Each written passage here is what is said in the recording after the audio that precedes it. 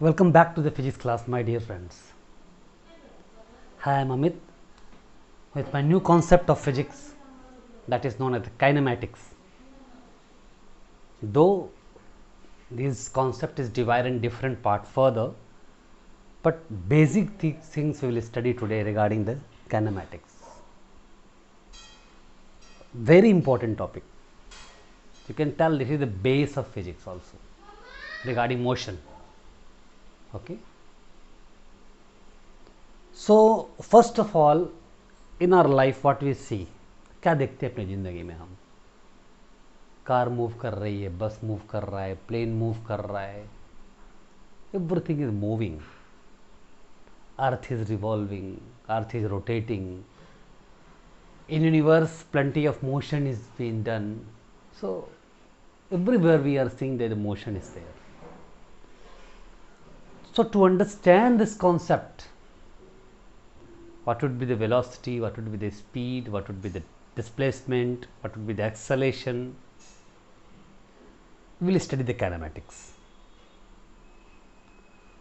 So if you want to think about that, then we will start the branch of physics which is known as mechanics. What is mechanics? Mechanics ऐसी branch है physics की जो ये बताती है कि कोई बॉडी है, ये मटेरियलिक बॉडी है, ये मोशन में है. Okay, what is the mechanics? Mechanics is a branch of physics which deal with a material body, a material body in a motion. अब क्वेश्चन उठता है,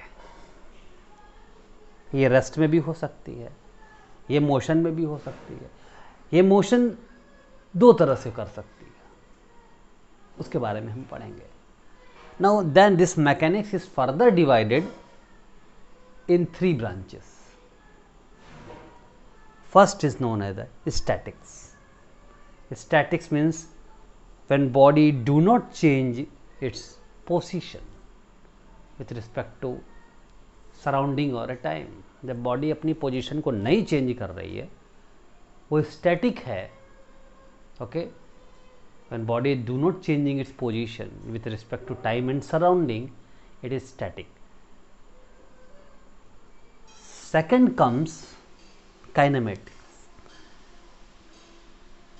kinematics that is coming from Greek word. Kinematics means that motion. So what is kinematic?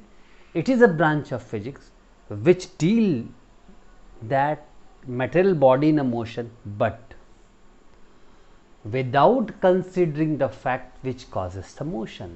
मतलब क्या हुआ? ये भी branch of physics है, मतलब मैकेनिक्स का ही पार्ट है जो किसी बॉडी को मोशन होने को डील करता है, लेकिन उन फैक्टरों को कंसीडर नहीं करता जो मोशन को कॉज करते हैं. जैसे कैसा फोर्स लग रहा है, बॉडी का शेप साइज क्या है, इसका नेचर क्या है, इन चीज़ों पर काइनेमेटिक्स डिपेंड नहीं करता. अंडरस्टूड? ये क्या है? ब्रांच ऑफ फिजिक्स है जो मोशन को ही डील करता है मटेरियल बॉडी के. जब बॉडी रेस्ट में है, नहीं मूव कर रही है, तो उस ब्रांच को हम स्टैटिक्स बोलते हैं. जब बॉडी मूव कर रही है लेकिन उन फैक्टरों को एक्सक्लूड किए हुए है, बाहर किए हुए है, अनइफेक्टेड है, जो मोशन को कॉज करते हैं, तो वो काइनेमेटिक्स हुआ. और जब ये सारे फैक्टर्स इस बॉडी पे आ जाएंगे तो डायनामिक्स हो जाएगा. डायनामिक्स का मतलब ग्रीक वर्ड्स में होता है अप्लाइंग फोर्स. फोर्स का मतलब क्या है? External factor. मतलब क्या हुआ डायनामिक्स का मतलब? डायनामिक्स का मतलब क्या हुआ? It is the branch of physics which deal with material object in a motion, but including those factors which are causing the motion. Body चलती है, मोशन कर रही है, that is called the mechanics. अगर नहीं कर रही है उस ब्रांच में तो रेस्ट में होगी. अगर कर रही है लेकिन हम एक्सटर्नल फोर्स को नहीं इंक्लूड कर रहे हैं, वो काइनेमेटिक्स हुआ. और अगर एक्सटर्नल फोर्स को मोशन में मूव कर रहे हैं तो वो डायनामिक्स हुआ. और आपको एक बात बता दूं इसके अंदर, though it is not written here but I will tell you. We are talking about motion. तब before motion we should know 2 more fact. rest and motion, same condition. When we will talk about rest, we will come here. When we will talk about the motion, we will take these two factors. Statics will tell the rest, and these two factors will tell when body is in motion. So what is rest? When body do not change its position with respect to surrounding and time, it is called the body in rest.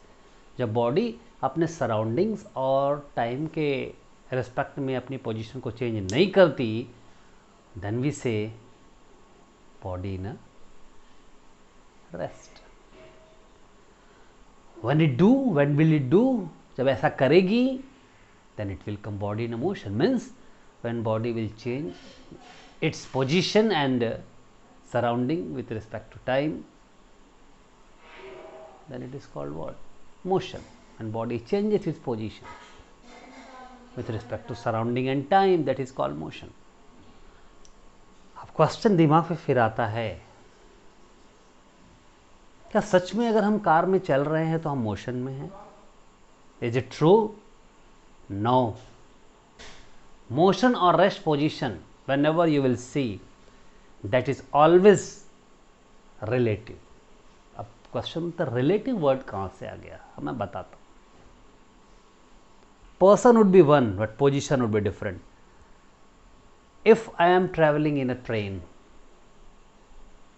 along with my friend,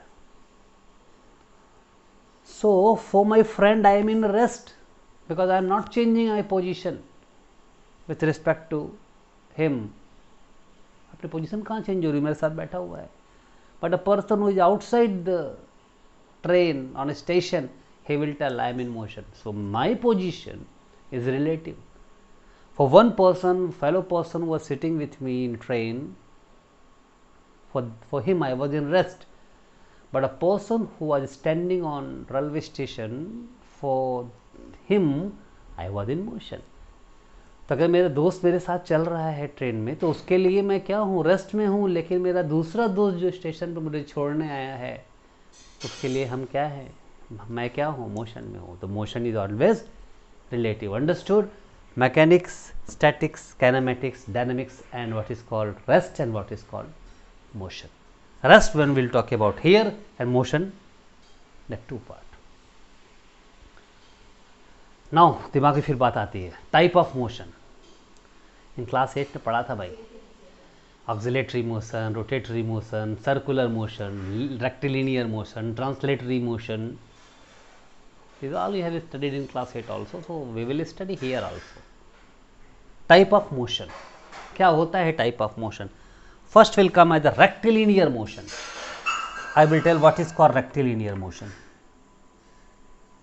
If I will take a one point object, इस चौक का हमने एक point ले लिया. If this point is traveling in a straight line, okay, if this point is traveling in a straight line, point object is traveling in a straight line, that is known as what? Rectilinear motion. जब हम किसी point object की बात करेंगे, तो उसका straight line में जो motion होता है, उसको हम क्या कहेंगे? Rectilinear motion. सपोज दैट अगर ये पेन है या मार्कर है, ये एक ऑब्जेक्ट हो गया.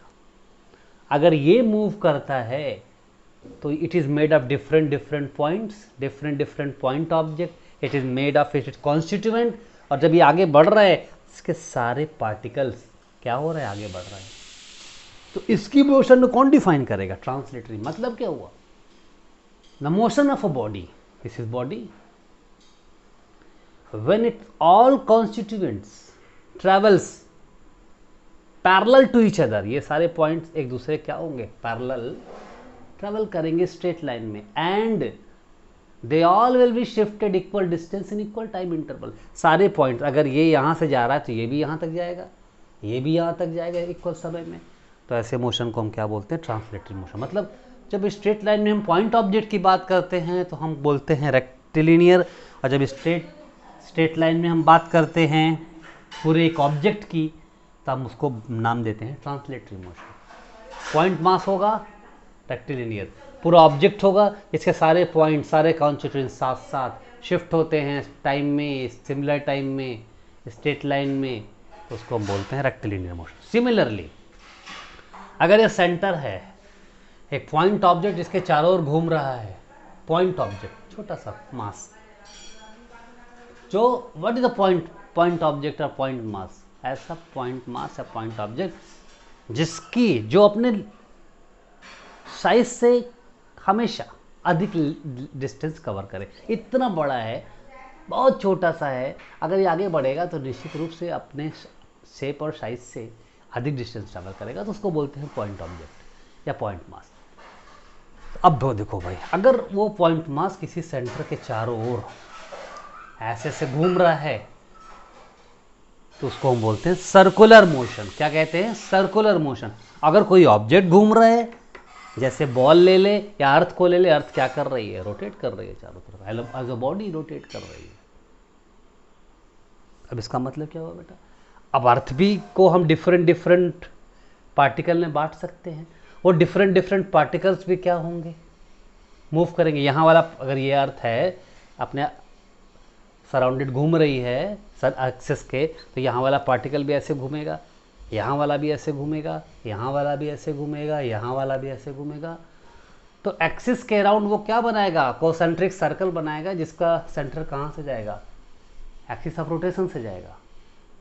तो क्या मतलब हुआ?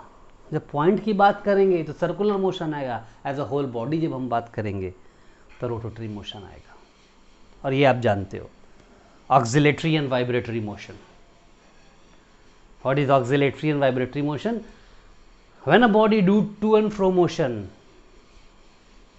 with respect to its fixed point, simple pendulum देखा होगा आपने, प्रैक्टिकल क्लास 11 में करेंगे भी। जब सिंपल पेंडुलम अपने इक्विलिब्रियम पॉइंट के दोनों ओर टू एंड फ्रो मोशन करता है तो उसको हम क्या बोलते हैं? ऑक्सिलेटरी या वाइब्रेटरी। अब आप कहोगे नाम क्यों अलग रखा भाई?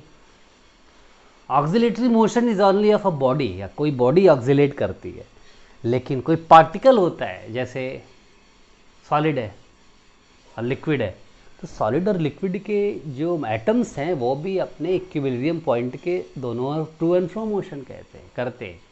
It means as a body when there is the to and fro motion we says it was acceleratory motion, but when small particle do and to and fro motion, just like if you will take small atoms of any substance, then you will see they are doing the to and fro motion. They have very little amplitude. जब amplitude बड़ा होता है तो उसको हम oscillatory बोलते हैं। जब एम्पलीट्यूड बहुत छोटा होगा ऐसे मॉलिक्यूल्स के, तो हम उसको बोलते हैं वाइब्रेटरी मोशन। क्लियर? तो इतना हम लोगों ने पढ़ा। We have studied this much to understand the basic things of kinematics. Then we will pursue this matter in next period in a form of uniform motion, where we will study about how the motion are in again the three type of motion: one dimensional, two dimensional, three dimensional. Then we will come to the basic concept which already we have studied in class 9: speed, displacement. These are all velocity, acceleration, graphs that we will discuss later on in my class. Okay, thank you, have a nice day, mind your physics.